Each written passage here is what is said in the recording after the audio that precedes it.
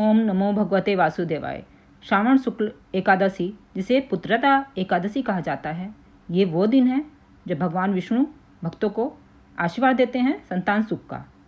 आइए सुनते हैं एक अद्भुत कथा उस राजा की जो पुत्र की प्राप्ति के लिए भगवान विष्णु की शरण में गए।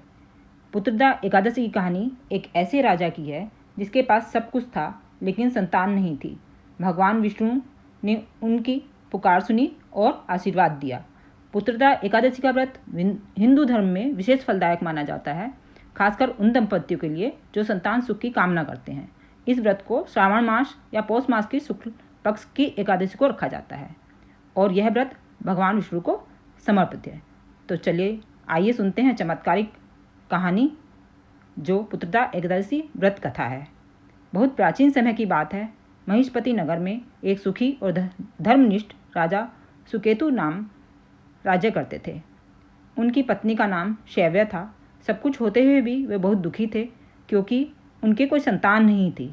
वे हमेशा यही सोचते रहते कि उनके बाद राज्य का उत्तराधिकारी कौन होगा।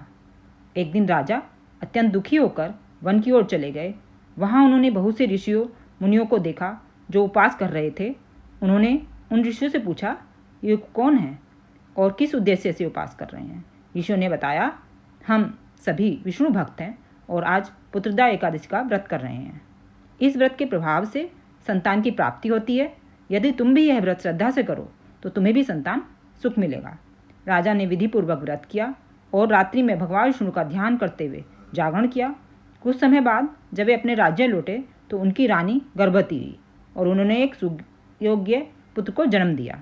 इस तरह से उन राजा और रानी बहुत खुश हुए, उनको संतान की प्राप्ति हुई और ये पुत्रदा एकादशी का व्रत करके उनकी सारी मनोकामनाएं पूर्ण हुई। भगवान सबकी मनोकामना पूर्ण करे। पुत्रदा एकादशी की व्रत की विधि इस प्रकार है। एक दिन पहले दशमी को सात्विक भोजन करें और एकादशी के दिन व्रत का संकल्प लें। प्रातः स्नान करके भगवान विष्णु की पूजा करें।